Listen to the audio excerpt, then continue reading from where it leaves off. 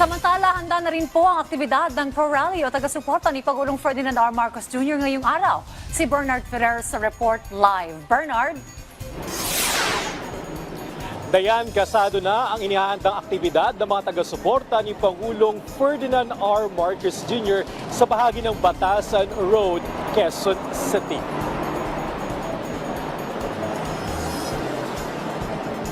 Maga pa lamang abala na sa paghahanda mga taga-suporta ni Pangulong Ferdinand R. Marcos Jr. para sa kanyang State of the Nation Address sa SONA ngayong araw. Sa bahagi ng Batasan Road, magsasagawa ng aktibidad ang mga taga-suporta ng Pangulo na nakatakdang magsimula mamaya. Kabilang sa tampok ng programa ang pagtatanghal mula sa mga kilalang singer at showbiz personalities. Layunin ng aktibidad na ipakita ang kanilang buong suporta sa Pangulo at sa mga programa ng kanyang administrasyon para sa ikabubuti ng bayan. Bukod sa masigabong pagsalubong, sabik ding marinig ng mga taga-suporta ang magiging ulat ng Pangulo sa mga nagawa ng kanyang pamahalaan sa nakalipas na taon. Gayon din ang mga planong proyekto at programang inaasang ipatutupad para sa kapakanan ng nakararami.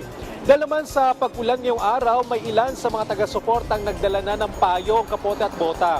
Galing pa ang iba't iba sa kanila sa Metro Manila at kalapit na lalawigan.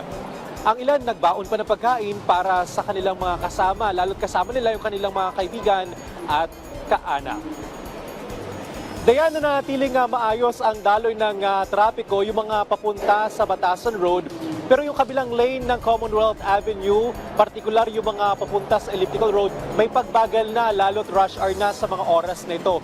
Paalala naman sa ating mga kababayan na pupunta sa aktibidad yung pro-rally ng mga taga-suporta ni Pangulong Ferdinand R. Marcos Jr.